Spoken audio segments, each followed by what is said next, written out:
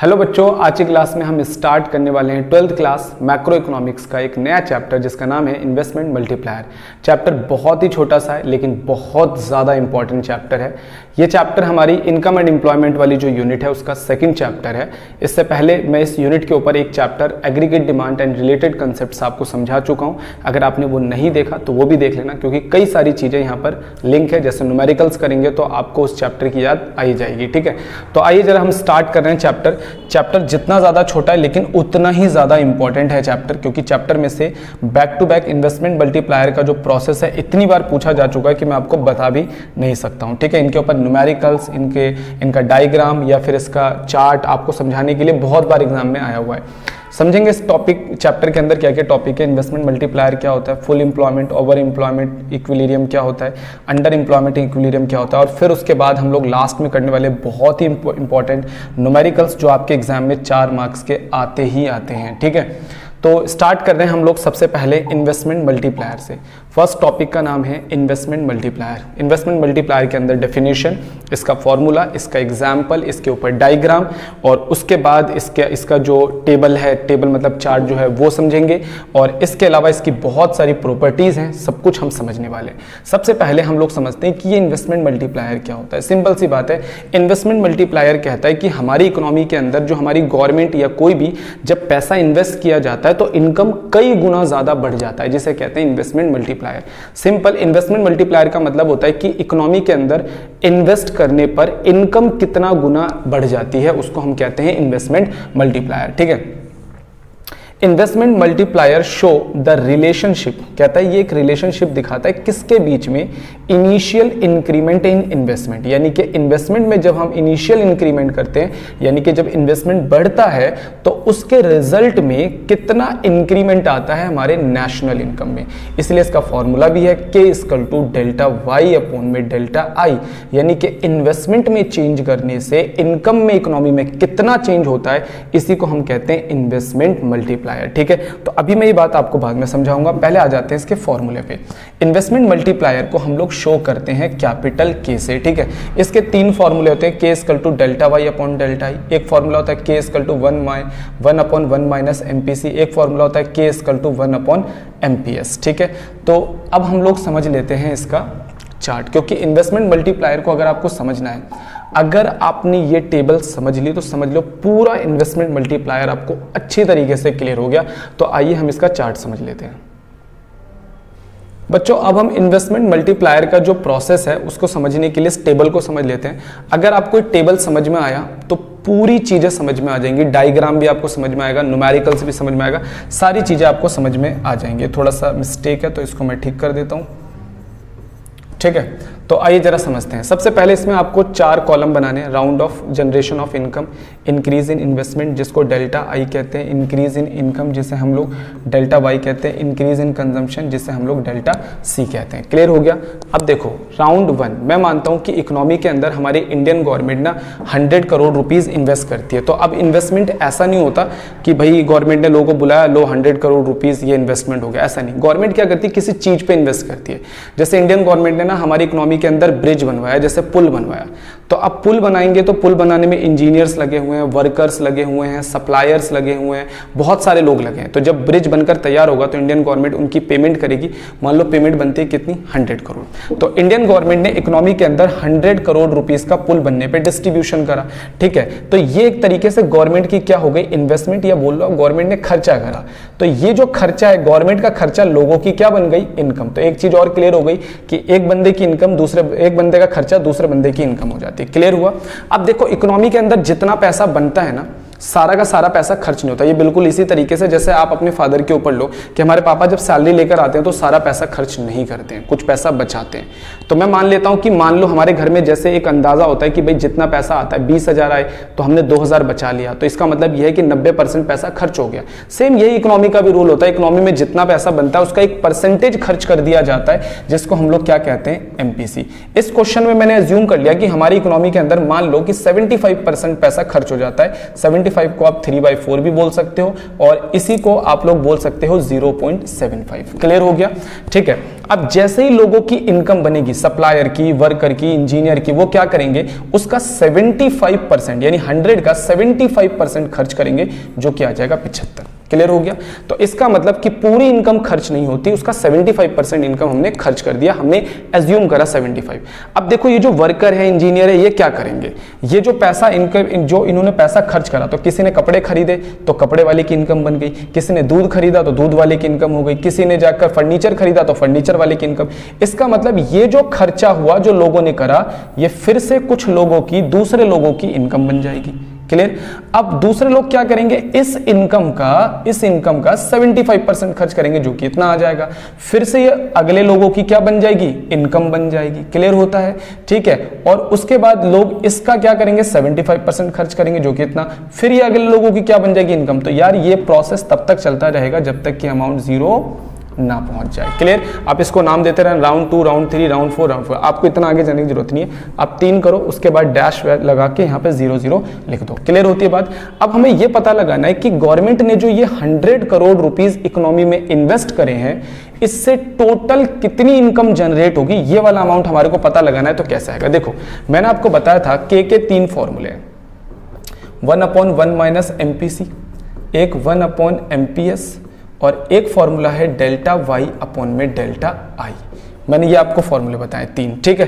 अब हमारे को पता लगाना है, देखो हम कैसे पता लगाएंगे, के की वैल्यू होती है 1/1 माइनस MPC, तो 1/1 माइनस MPC हमने कितना माना, 0.75, तो ये आ गया 0.25। 1 में से माइनस करोगे, देखो पॉइंट का 2 डिजिट है तो 100 में से माइनस कर दो, ये आ गया आपका कितना, ऊपर गया 100, नीचे आ गया 25, ये आ गया 4। इसका मतलब पता है क्या, इनकम 4 गुना बढ़ जाती है, 4 गुना। तो कितना इन्वेस्टमेंट करा, 100, 4 गुना कर दो 400। एक तरीका तो ये, दूसरा तरीका एक और है हमारे पास, delta Y upon delta I, ये फॉर्मूला होता है। के की वैल्यू आपकी कितनी आई है भाई, 4 आई है। फिर डेल्टा वाई आपका नहीं पता, डेल्टा आई इन्वेस्टमेंट कितनी करी है गवर्नमेंट ने, 100, तो ये डेल्टा वाई कितना आ गया हमारा 400, ये जाके इधर इनटू हो गया। क्लियर? तो ये हमारा 400 आ गया। अब ये जो 400 आया, इसका कितना पैसा खर्च किया जाएगा, 75%। तो देखो ये अमाउंट भी आ गया आपके पास 300। तो अगर आपका ये टेबल क्लियर है, अगर टेबल क्लियर है तो फिर तो आपको सारी चीजें समझ में आ गई। तो इससे मैंने आपको बताया कि देखो गवर्नमेंट ने सिर्फ 100 करोड़ रुपए की इन्वेस्टमेंट करी और इकोनॉमी में इनकम कितनी बढ़ गई, 400 करोड़ बढ़ गई। इसी को हम लोग प्रोसेस को कहते हैं इन्वेस्टमेंट मल्टीप्लायर, जो कि मैंने इस टेबल से समझाया। अब देखो एग्जामिनर इसमें इतना सीधा नहीं कि वो आपको इतना सीधा क्वेश्चन देगा, वो चेंज करेगा। वो एग्जामिनर चेंज क्या कर सकता है, वो बोलेगा कि आपको एक्सप्लेन करना है इन्वेस्टमेंट मल्टीप्लायर का process when the initial investment आपको दे देगा 1000। तो आपको क्या करना है, 100 की जगह 1000 लिखना है, 500 बोलेगा 500 लिख देना, 300 बोलेगा 300 लिख देना, और वो बोलेगा द रेट ऑफ MPC, वो बोल देगा मान लो 90% है, तो कुछ नहीं करना है, यहाँ पर मान लो 1000 है, तो 1000 का आपको 90% निकालना है, जो अमाउंट आएगा यहाँ लिखना है, उसके बाद वही इनकम में पहुंचाना है, फिर उसका 90% निकालना है, फिर यहाँ पहुंचा देना है। इस तरीके से आप इसमें चेंज भी कर सकते हो। तो याद रखना, टेबल चेंज भी करवा सकता है एग्जामिनर। का टेबल चेंज करेगा, 2 चीजें चेंज करेगा, इनिशियल इन्वेस्टमेंट को चेंज कर सकता है और MPC का जो रेट है वो चेंज करके आपको दे सकता है। बोलो इतनी बात क्लियर है? एक बार हम पीछे आ जाते हैं। देखो अब समझना, एग्जाम में 6 नंबर का क्वेश्चन आता है, व्हाट इज इन्वेस्टमेंट मल्टीप्लायर। सबसे पहले डेफिनेशन लिखनी है, एग्जाम्पल लिख देना है, यहाँ पर एग्जाम्पल पढ़ोगे पूरा समझ में आ जाएगा एग्जाम्पल आपको। उसके बाद फॉर्मूले, 3 फॉर्मूले हैं, तीनों फॉर्मूले लिख दोगे। फिर आप ये क्या करोगे, टेबल बनाओगे। उसके बाद नीचे क्या लिखा है, टेबल जैसे जैसे हमने बनाया है, इस पूरे टेबल के बारे में यहाँ पर एक्सप्लेन किया गया और कुछ भी नहीं है। ठीक है, पूरा पढ़ना है, समझ में आएगा। अब आ जाते हैं हम लोग इसके डायग्राम पे। डायग्राम बहुत ही सिंपल है। हमने क्या करना है, एक सेविंग कर्व इस तरीके से बनाना है और एक हमारे को इन्वेस्टमेंट कर्व इस तरीके से काटते हुए बनाना है। क्लियर हो गया? यहाँ इनकम रहेगा, यहाँ पर सेविंग इन्वेस्टमेंट रहेगा। ठीक है, अब हमें क्या करना है, इन्वेस्टमेंट को थोड़ा सा इंक्रीज करना है। जैसे हमने 10 करोड़ इंक्रीज करा, तो जैसे हमने 10 करोड़ इंक्रीज करा तो हमारा कितना हो गया 40। आपको डाटा वाटा लिखने की जरूरत नहीं, ये सब लिखने की जरूरत नहीं, बस सीधा यहाँ पे दिखाना कि जी हमने 10 करोड़ बढ़ाया तो ये कितना बढ़ गया, 40 करोड़ बढ़ गया। बात समझ में आ गई? तो ये हमारा डायग्राम भी क्लियर हो गया। डायग्राम में सीधा यही लिखा हुआ है कि यहाँ पर हमने इनकम दिखाई है, यहाँ पे सेविंग और इन्वेस्टमेंट को दिखाया हुआ है। ठीक है, जैसे हमारी इन्वेस्टमेंट 10 करोड़ बढ़ती है, हमारा जो इनकम है वो कितना बढ़ जाता है, 40 करोड़। इस तरीके से इन्वेस्टमेंट मल्टीप्लायर कितना है हमारा, 4 टाइम्स है। क्लियर हो गया? अब आ जाते हैं हम लोग इसकी प्रॉपर्टीज पे। इन्वेस्टमेंट मल्टीप्लायर की कई सारी प्रॉपर्टीज हैं जिनको हम समझ लेते हैं।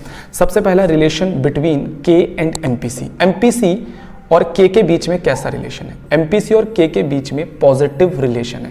इसका मतलब ये कि अगर एमपीसी की वैल्यू बढ़ती है तो इन्वेस्टमेंट मल्टीप्लायर की वैल्यू भी बढ़ती है, और एमपीसी की वैल्यू कम होती है तो इन्वेस्टमेंट मल्टीप्लायर की वैल्यू भी कम होती है। जैसे मैं एक एग्जांपल से आपको समझाता हूँ। जैसे आप मान लो कि जो एमपीसी है आपका 50% है। 50% का मतलब 0.5 है। एक बार के की वैल्यू निकालो। के की वैल्यू होती है 1/1 माइनस एमपीसी, ठीक है।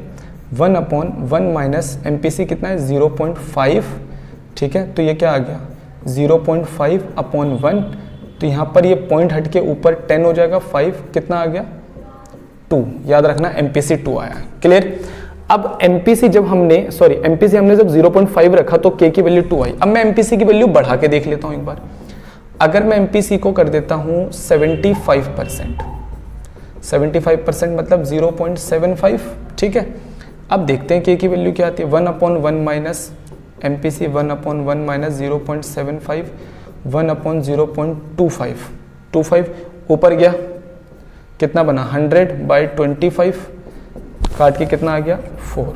इसका मतलब यह है कि जैसे एमपीसी 50% माना तो के आया 2, जब हमने एमपीसी 75% माना तो के आ गया 4। बात समझ में आ गई? इसका मतलब ये पता चलता है कि जब एमपीसी की वैल्यू आप बढ़ाते हो तो के की वैल्यू बढ़ जाती है। एग्जाम्पल लेकर यही समझाया। उसके बाद आ जाते हैं हम लोग एमपीएस पे। कह रहे जी एमपीएस और के साथ कैसा रिलेशन होता है? अपोजिट करके देख लेना, इनवर्स रिलेशन होता है। एमपीएस बढ़ाओगे के की वैल्यू कम होगी, एमपीएस घटाओगे के की। लेकिन बस फॉर्मूला याद रखना कि के लिए यहाँ पे फॉर्मूला क्या होता है। यहाँ पे के का फॉर्मूला होता है 1/MPS। ये फॉर्मूला आपको पुट करना होगा। क्लियर हो गया? ठीक है। उसके बाद आ जाते हैं minimum and maximum value of multiplier. Multiplier यानी कि इन्वेस्टमेंट मल्टीप्लायर की मैक्सिमम वैल्यू क्या होती है और सबसे छोटी वैल्यू क्या हो सकती है? देखो, इसकी सबसे छोटी वैल्यू हो सकती है 1 और इसकी मैक्सिमम वैल्यू हो सकती है इन्फिनिटी। क्लियर? आपको याद रखना है कि इसकी मैक्सिमम वैल्यू कब आती है और इसकी मिनिमम वैल्यू कब आती है। देखो, इसकी सबसे छोटी वैल्यू कब आएगी? जब आपका जो एमपीसी होगा वो 0 होगा। अगर आप एमपीसी की सबसे छोटी वैल्यू रखोगे तो के की वैल्यू भी सबसे छोटी आएगी जो कि 1 होती है, और एमपीसी की सबसे हाईएस्ट वैल्यू होती है हमारी 1। अगर हम 1 रखेंगे तो हमारी के की वैल्यू क्या आ जाएगी? इन्फिनिटी। एक बार मैं आपको चेक भी करवा देता हूं। अगर हम एमपीसी की सबसे लोवेस्ट वैल्यू रखते हैं 0 तो के की वैल्यू क्या आएगी? K equal to 1/1 minus MPC, 1/1 minus MPC 0, 1/1 कितना आ गया है? 1। अगर हम एमपीसी की सबसे लोवेस्ट वैल्यू रखते हैं यानी कि बढ़ी हुई इनकम का अगर एक भी पैसा खर्च नहीं होता तो भी हमारे इन्वेस्टमेंट मल्टीप्लायर की वैल्यू 1 आती है। तो अगर एमपीसी की सबसे लोवेस्ट वैल्यू को पुट करोगे तो आपको के की सबसे लोवेस्ट वैल्यू मिलेगी। अगर आप एमपीसी की हाईएस्ट वैल्यू पुट करते हो, एमपीसी की सबसे हाईएस्ट वैल्यू क्या होती है? 1। तो हमारा फॉर्मूला क्या है? K equal to 1/1 minus MPC, 1/1 minus MPC की वैल्यू कितनी है? 1। 1 में से 1 गया तो 0, ये आ गया आपका इन्फिनिटी। इसका मतलब यह है कि जब हम एमपीसी की सबसे हाईएस्ट वैल्यू पुट करते हैं तो के की सबसे हाईएस्ट वैल्यू इन्फिनिटी मिलती है, और जब हम एमपीसी की सबसे लोवेस्ट वैल्यू पुट करते हैं तो के की भी सबसे लोवेस्ट वैल्यू 1 मिलती है। के की सबसे लोवेस्ट वैल्यू 1 और सबसे हाईएस्ट वैल्यू इन्फिनिटी है, यानी के का रेंज भी आपको मैंने बता दिया इन्वेस्टमेंट मल्टीप्लायर का रेंज क्या होता है। अब हमारे सामने एक टॉपिक आ रहा है। टॉपिक का नाम क्या है एक बार समझने की कोशिश करना। टॉपिक है full employment and involuntary unemployment. देखो, ये जो टॉपिक है ना, इसके अंदर हमारे को बताया जाएगा फुल एम्प्लॉयमेंट क्या होता है, ओवर फुल एम्प्लॉयमेंट क्या होता है और अंडर एम्प्लॉयमेंट क्या होता है। देखो, इससे पहले मैं आपको बताता हूँ कि जो हमारे मॉडर्न इकोनॉमिस्ट हैं सर केन्स, उनका मानना था कि हमारी इकोनॉमी 3 तरीके से वर्क कर सकती है, जबकि जो क्लासिकल इकोनॉमिस्ट थे यानी जो पुराने इकोनॉमिस्ट थे उनका ये मानना था कि हमारी जो इकोनॉमी है ना हमेशा फुल एम्प्लॉयमेंट पे होती है, और केन्स का मानना था कि हमारी इकोनॉमी फुल एम्प्लॉयमेंट से ज़्यादा यानी ओवर फुल एम्प्लॉयमेंट भी हो सकती है और फुल एम्प्लॉयमेंट से कम यानी कि अंडर फुल एम्प्लॉयमेंट भी हो सकती है। तो हम यहाँ पर केन्स की थ्योरी के अकॉर्डिंग तीनों चीज़ें पढ़ेंगे। सबसे पहले 2 छोटी छोटी सी चीज़ें पढ़ लेते हैं। एक होता है हमारा इनवॉलेंट्री अनएम्प्लॉयमेंट। इनवॉलेंट्री मतलब होता है कि जिसमें बंदा अपनी इच्छा के बिना अनएम्प्लॉयड है, ठीक है। ये एक ऐसी सिचुएशन होती है जिसमें बंदा एबल होता है, कोई पर्सन काम करने के लिए, और वो काम करना भी चाहता है, विलिंग टू वर्क होता है, पर उसको काम नहीं मिलता। इसे हम लोग कहते हैं इनवॉलेंट्री अनएम्प्लॉयमेंट। एक होता है वॉलेंट्री अनएम्प्लॉयमेंट, जिसमें बंदा एबल टू वर्क होता है, willing to work, able to work होता है पर विलिंग टू वर्क नहीं होता, मतलब काम करने की इच्छा नहीं रखता है। ठीक है, अगले नंबर पे आते हैं इक्विलिब्रियम लेवल ऑफ इनकम। तो केन्स, मैंने आपको बताया कि इक्विलिब्रियम लेवल ऑफ इनकम में का मतलब क्या होता है। जो पुराने इकोनॉमिस्ट थे उनका मानना था कि हमारी इकोनॉमी हमेशा इक्विलिब्रियम पे रहती है, लेकिन मॉडर्न इकोनॉमिस्ट जो थे, ठीक है, तो केन्स ने बोला कि केन्स की थ्योरी के अकॉर्डिंग हमारी इकोनॉमी 3 तरीके से काम करती है। हमारी इकोनॉमी फुल एम्प्लॉयमेंट भी हो सकती है, ओवर फुल एम्प्लॉयमेंट भी हो सकती है और अंडर एम्प्लॉयमेंट भी हो सकती है। तो एक बार हम तीनों को समझ लेते हैं। सबसे पहले टॉपिक आ जाता है हमारे सामने कि पॉसिबिलिटी ऑफ एम्प्लॉयमेंट लेवल 3 है, full employment, under employment, over full employment. सबसे पहले हम समझेंगे फुल एम्प्लॉयमेंट क्या होता है। देखो, फुल एम्प्लॉयमेंट एग्जाम में आ जाता है कि what is full employment level. तो फुल एम्प्लॉयमेंट लेवल किसी इकोनॉमी के लिए वो सिचुएशन होती है जहां पर एग्रीगेट डिमांड और एग्रीगेट सप्लाई बराबर होती है। ठीक है, जो क्लासिकल इकोनॉमिस्ट थे उनका मानना था कि हमारी इकोनॉमी हमेशा और हमेशा फुल एम्प्लॉयमेंट में रहती है, यानी यहाँ एग्रीगेट डिमांड और एग्रीगेट सप्लाई बराबर होता है। फुल एम्प्लॉयमेंट एक ऐसी सिचुएशन होती है जहां पर हमारी इकोनॉमी में मैक्सिमम लोगों को एम्प्लॉयमेंट मिल रहा है और हम अपने रिसोर्सेज का बेस्ट यूज कर रहे हैं। ठीक है, लेकिन सर केन्स ने बताया कि इकोनॉमी जरूरी नहीं है, हमारी इकोनॉमी जो होता है वो फुल एम्प्लॉयमेंट से ऊपर भी हो सकती है और नीचे भी हो सकती है, जो कि क्लासिकल इकोनॉमिस्ट की थ्योरी से थोड़ी सी अलग थी। बस समझ भाई, पहले हम फुल एम्प्लॉयमेंट समझ लेते हैं। ठीक है, फुल एम्प्लॉयमेंट का मतलब क्या होता है, जहां पर एग्रीगेट डिमांड और एग्रीगेट सप्लाई बराबर होता है। तो डेफिनेशन तो वही है। ठीक है, अब देखो, एग्रीगेट सप्लाई मैंने आपको बताया था 45 डिग्री का होता है, फिर एग्रीगेट डिमांड हमने आपको बताया था, दोनों इस पॉइंट पर यहां पर बराबर हैं। तो जहां पर दोनों बराबर होती है उसी को हम लोग कहते हैं फुल एम्प्लॉयमेंट, और यहां पर जो इनकम का लेवल है वो फुल एम्प्लॉयमेंट इनकम का लेवल कहलाती है। क्लियर होता है। तो यहां पर इनकी ऑब्जर्वेशन करिएगा कि भाई एक्स एक्सिस पे क्या दिखाया है, वाई एक्सिस पे क्या दिखाया है, एडी कर्व है, एएस कर्व है, यानी कि प्लान्ड एग्रीगेट डिमांड, ठीक है, ये एग्रीगेट सप्लाई, दोनों इक्वल जहां पर है, मान लो ई पॉइंट पर है, तो ये हमारे इक्विलिब्रियम लेवल ऑफ इनकम है। क्लियर।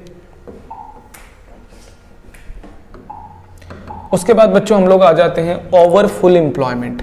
अब ये ओवर फुल एम्प्लॉयमेंट इक्विलिब्रियम का मतलब क्या होता है। ओवर फुल एम्प्लॉयमेंट इक्विलिब्रियम का मतलब होता है कि जब हमारी इकोनॉमी के अंदर जो एग्रीगेट डिमांड जितना हमारे को चाहिए, फुल एम्प्लॉयमेंट के लिए हमें जितना एग्रीगेट डिमांड चाहिए, अगर एग्रीगेट डिमांड उससे ऊपर चला जाए, जैसे कि हमारा ये क्या था, ये हमारा एग्रीगेट डिमांड कर्व है।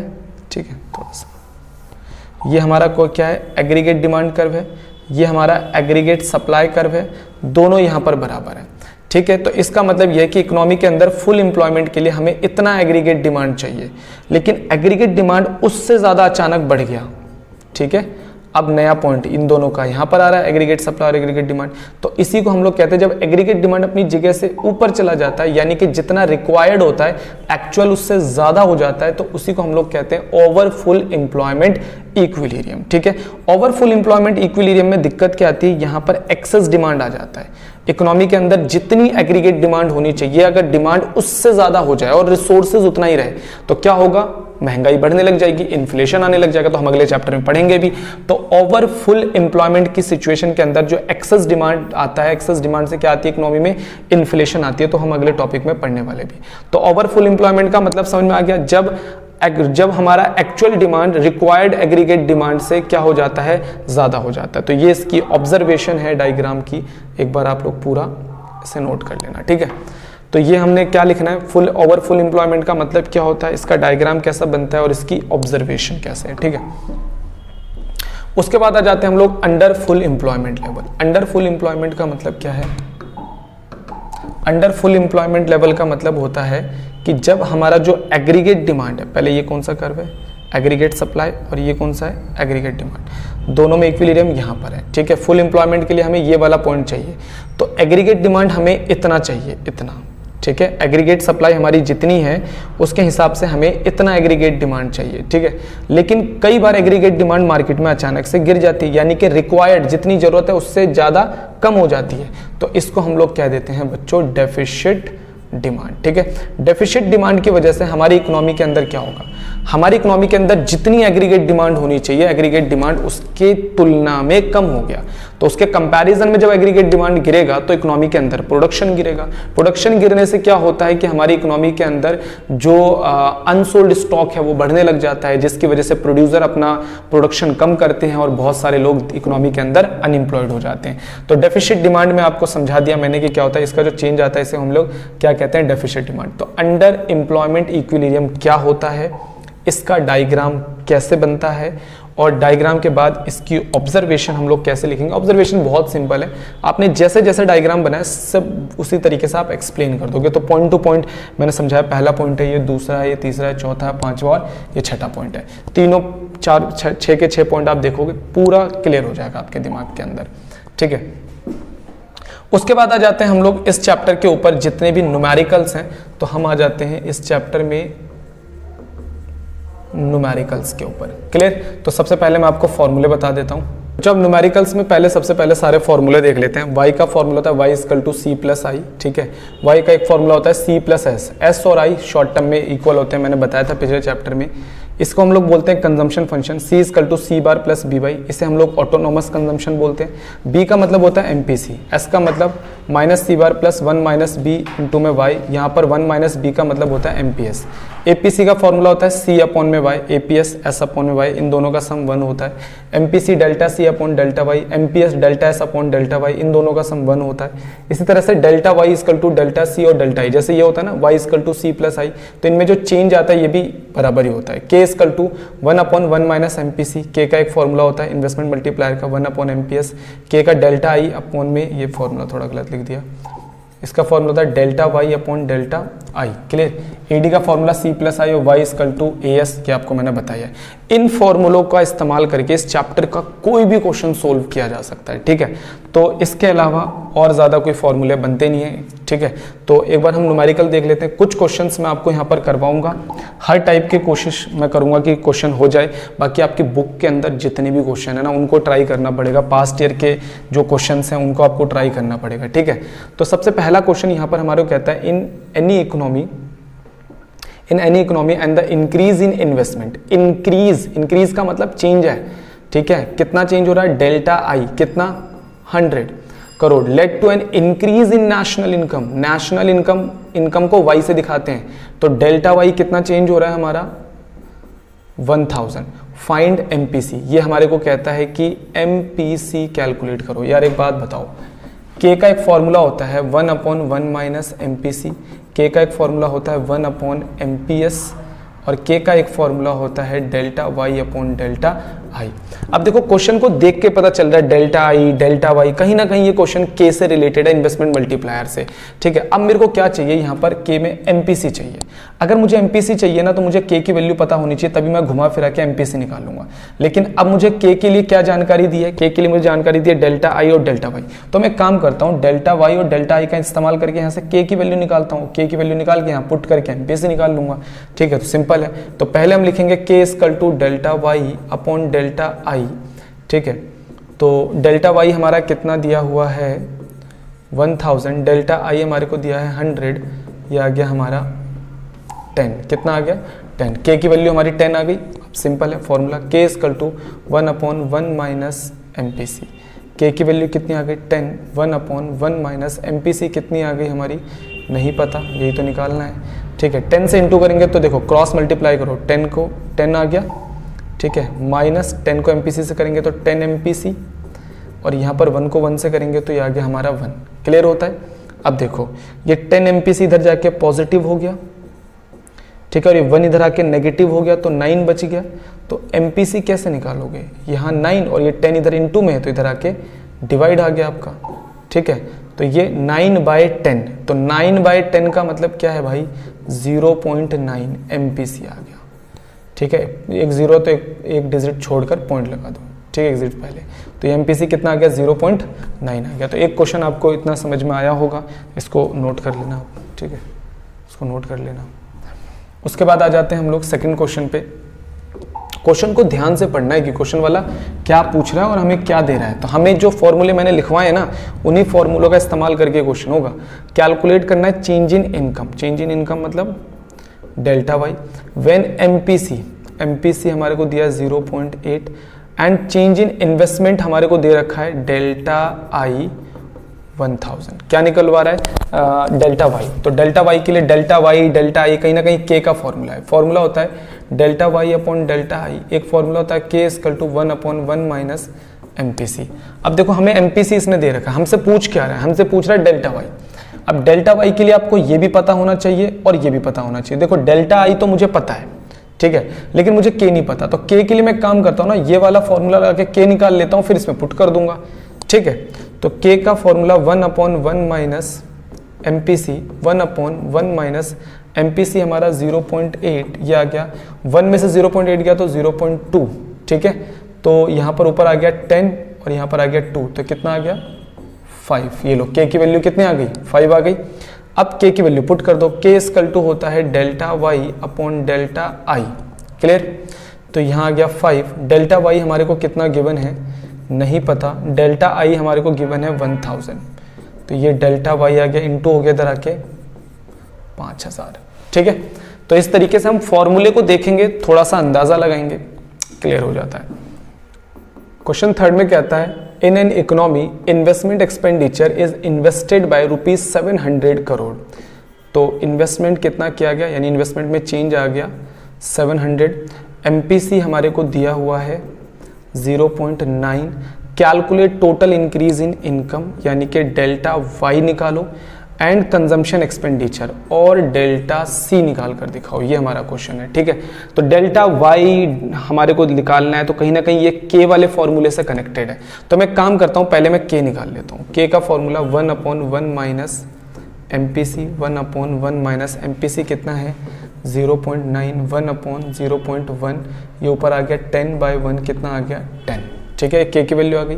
के का फॉर्मूला होता है delta Y upon delta I, K हमारा 10 आ गया, डेल्टा वाई ही मुझे निकालना है, डेल्टा आई मेरा है 700, ये आ गया 7000 डेल्टा वाई।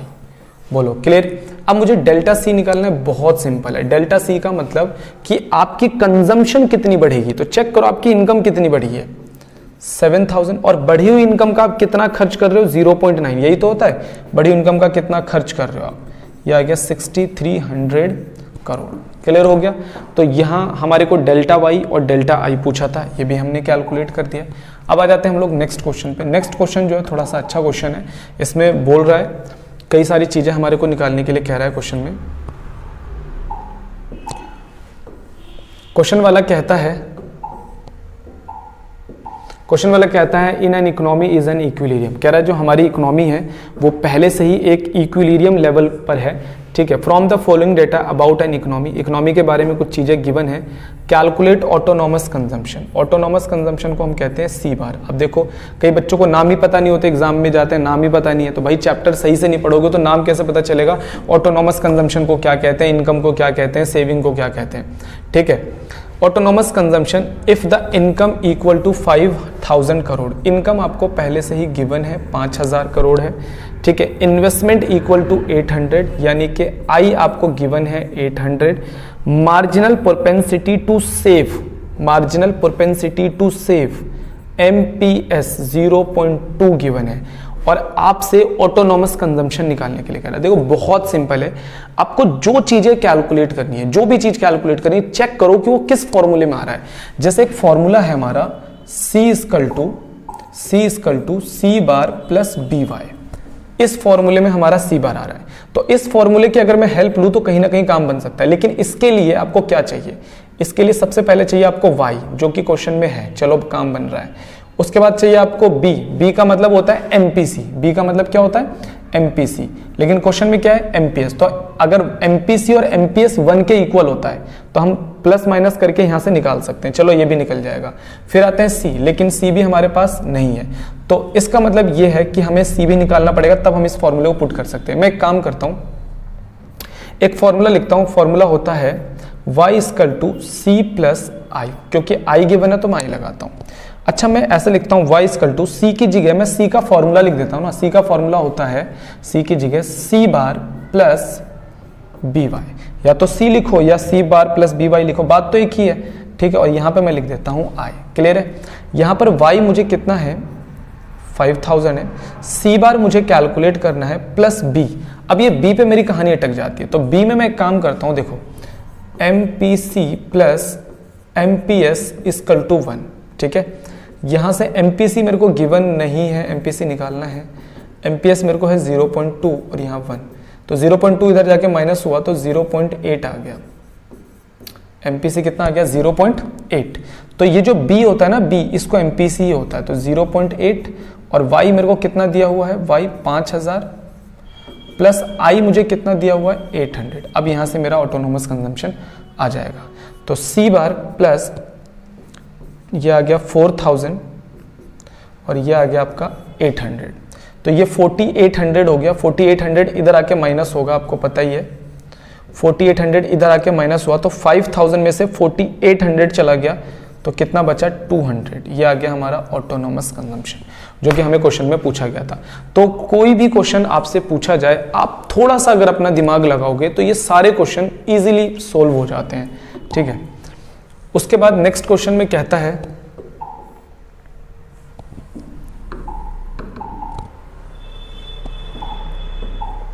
नेक्स्ट क्वेश्चन में कहता है any economy is an equilibrium from the following data about an economy. कह रहा है कि हमारी इकोनॉमी इक्विलिब्रियम के अंदर है, कैलकुलेट द इन्वेस्टमेंट एक्सपेंडिचर। आप हमें आई कैलकुलेट करके दिखाओ, ठीक है। Expenditure if the income is equal to, हमारे को इनकम गिवन है 10,000, मार्जिनल प्रोपेंसिटी टू कंजम्पशन यानी कि MPC हमारे को 0.9 है, ऑटोनोमस कंजम्पशन भी गिवन है C बार, ठीक है। और हमारे को क्या निकालना है? I निकालना है। क्लियर? अब देखो I के लिए एक फॉर्मूला होता है Y equal to C plus I। कहीं ना कहीं मुझे इसी फॉर्मूले की हेल्प लेनी पड़ेगी, तभी काम बन सकता है, ठीक है। तो मैं काम करता हूँ, यहाँ पर C की जगह वही formula C bar plus BY रख के देखता हूँ, ठीक है, और प्लस I और यहाँ पर है मेरा Y, तो C की जगह मैंने पूरा फॉर्मूला लिख दिया, ठीक है। अब Y की जगह मुझे 10,000 ऑलरेडी गिवन है, C बार भी मेरे को C बार तो निकालना है, गिवन है, C बार गिवन था ना, ये रहा, मैं गलत हो गया थोड़ा सा। C बार हमारे को गिवन था, ठीक है। C बार कितना है हमारा? 100 प्लस B का मतलब क्या होता है? MPC कितना है? 0.9 और Y की वैल्यू हमारी कितनी है? 10,000, ठीक है। तो ये जो चीज आई, ये किसकी वैल्यू आई? C की वैल्यू पूरी आ गई, प्लस I हमारे को कैलकुलेट ही करना है, ठीक है, कोई दिक्कत नहीं। यहाँ पर आ गया 100 प्लस 0.9 करेंगे तो ये आ गया 9,000 और यहाँ पर आ गया प्लस I और यहाँ आ गया आपका 10,000। ये देखो 9100 हुआ, इधर आएगा तो माइनस होगा, तो 10,000 में से 9100 गया, तो ये लो जी 100 ही आ गया। अच्छा नहीं 9100 गया ना, तो 900 आ गया, तो ये हमारी I की वैल्यू आ गई 900 करोड़। क्लियर होता है? तो यहाँ पर हमसे I पूछा गया था, वो हमने कैलकुलेट कर दिया। अब आते हैं हम लोग लास्ट वाले क्वेश्चन पे। लास्ट वाला क्वेश्चन में कई सारी चीजें हमसे पूछी जा रही है।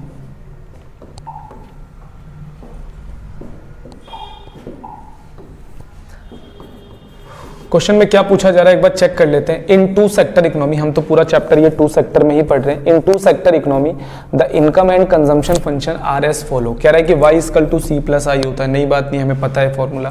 C का कंजम्पशन फंक्शन हमारे को बता रहा है, तो C का कंजम्पशन फंक्शन हमारे को दे रखा है 40 प्लस 0.75y, ये हमारे को कंजम्पशन फंक्शन है, ठीक है। उसका the investment are ₹60 crore, investment की वैल्यू गिवन है I 60 करोड़ है। क्लियर? उसके बाद कहता है क्या क्या कैलकुलेट करना है। सबसे फर्स्ट नंबर पे इक्विलिब्रियम लेवल ऑफ इनकम, सबसे पहले y कैलकुलेट करो। फिर सेकंड नंबर पे level of consumption at equilibrium C calculate करो। उसके बाद सेविंग एट इक्विलिब्रियम लेवल यानी कि S कैलकुलेट करो। अब बात समझ में आ गई? तीन चीजें इस क्वेश्चन के अंदर हमारे को कवर करनी है। तो एक काम करता हूँ, फॉर्मूला लगाता हूँ y equal to C plus I। क्यों ये वाला फॉर्मूला? क्योंकि I गिवन है, ठीक है। C की जगह क्या मैं ये वैल्यू पुट कर सकता हूँ? बिल्कुल कर सकता हूँ, 40 प्लस 0.75y। क्लियर? और I की जगह कितना है? 60, ठीक है। और यहाँ पर मुझे y की ही वैल्यू कैलकुलेट करनी है, तो y मैंने ऐसे छोड़ दिया, कोई दिक्कत? बस C की जगह C की वैल्यू पुट कर दो, क्या दिक्कत है? अब देखो यहाँ पर 40 है, यहाँ पर सॉरी 40 है और यहाँ पर 60 है, तो टोटल कितने हो जाते हैं? टोटल हो जाता है 100। टोटल कितना हो जाता है? 100। अब देखो यहाँ पर y पहले से है और ये 0.75 इधर प्लस में है, तो इधर आएगा तो y वाला माइनस, y वाले नंबर एक साइड ही ले आओ, ये हो गया। अब देखो पॉइंट के बाद 2 डिजिट है ना, तो यहाँ पर 1y है, तो अब 100 बनाओ इसको। 100 में से 75 गया तो कितना बचा? 25। और पॉइंट के आगे पॉइंट लगाना ना भूले, ठीक है? तो पॉइंट लगा हटा दोगे तो गड़बड़ हो जाएगी पूरा। ये आ गया 100, y 100 ये इंटू में है 0.25, ठीक है? इधर आके डिवाइड हो गया, तो ऊपर 2 0 और लगेगा, नीचे आ गया 25, ये 4 टाइम में कटा, ठीक है? और ये 400 आ गया। इसका मतलब इनकम कितनी आ रही है? 400 आ रही है। आप डिवाइड करके देख लेना, ठीक है? अब हमें इनकम पता चल गया, और भी चीजें निकालनी है, जैसे कि हमें कंजम्पशन निकालना है। सिंपल वही फॉर्मूला पुट करो, y = c + i। y अब हमें पता चल चुका है, ठीक है? c की वैल्यू निकालनी है, या तो c की सीधा आप एक काम कर सकते हो, y की वैल्यू यहां पुट करोगे तो भी c आ जाएगा आपका, बाकी मैं वैसे ही कर दे रहा हूं। y 400, c नहीं पता, i की वैल्यू हमारी 60 है, तो इधर आएगा तो माइनस हो गया, तो कितना आ गया? 340। c की वैल्यू आ गई 340, ठीक है? अब हमें क्या निकालना है? s भी निकालना है, तो y = c + s। y कितना है? 400 और c कितना आया? 340 + s, ये इधर आ गया तो माइनस होके 60 आ गया, तो s। अब वैसे भी याद रखना i और s बराबर ही होते हैं, क्लियर? चेक करना, जितना i है उतनी ही s की वैल्यू भी i है, क्लियर हो गया? तो यहाँ पर हमारे न्यूमेरिकल खत्म हो जाते हैं, लेकिन बहुत सारे न्यूमेरिकल्स हैं इस चैप्टर के अंदर। टाइप सबका यही है, हल्का हल्का हल्का हल्का क्या करेगा? चेंज करेगा। तो मेरे पास इतना ज़्यादा टाइम नहीं है कि मैं सारे क्वेश्चंस यहाँ पर सोल्व कर सकूँ। एक एक्स्ट्रा वीडियो और बना दूंगा जिसके अंदर इनकम एम्प्लॉयमेंट के सिर्फ न्यूमेरिकल्स और न्यूमेरिकल्स होंगे, ठीक है? बाकी इसके अलावा प्रैक्टिस कैसे कर सकते हो, आपकी बुक में जितने क्वेश्चन है उसे करो, पास्ट ईयर्स में जितने क्वेश्चन आए हैं वो करो। अदरवाइज मैं करवा दूँ यहाँ पे, लेकिन वीडियो फिर ज़्यादा लंबी हो जाएगी, फिर आप लोग ही देखोगे नहीं वीडियो को। तो बच्चों हमारा चैप्टर यहीं पर खत्म हो जाता है। जितने भी न्यूमेरिकल्स मैंने करवाए हैं सारे अच्छी तरीके से देख लेना। बाकी आपकी बुक में बहुत सारे न्यूमेरिकल है, पास्ट ईयर्स में आप के बहुत सारे न्यूमेरिकल्स आए हैं, आप उनकी प्रैक्टिस कर लेना, क्योंकि इतने न्यूमेरिकल सफिशिएंट नहीं है। इस क्वेश्चन से बहुत वैरायटी के न्यूमेरिकल्स आपसे पूछ सकता है, लेकिन हाँ सबका बेस कुछ इसी तरीके से है, मतलब हर क्वेश्चन में हल्का हल्का सा चेंज कर देता है। तो हमारा ये पूरा चैप्टर आज खत्म होता है। इस यूनिट का अगला जो चैप्टर है एक्सेस डिमांड और डेफिशिएंट डिमांड बहुत इंपॉर्टेंट है। अगली क्लास के अंदर मैं आपको पूरा चैप्टर कवर करवा दूंगा, और वीडियो को ज़्यादा से ज़्यादा शेयर करना और वीडियो को लाइक कर दिया करो। अगर मेरे चैनल को सब्सक्राइब नहीं कर रखा है आपने, तो आप लोग मेरे चैनल को सब्सक्राइब भी कर दो, ताकि जब भी मैं आपके लिए अगला चैप्टर अपलोड करूं तो आपके पास आसानी से नोटिफिकेशन चले जाए।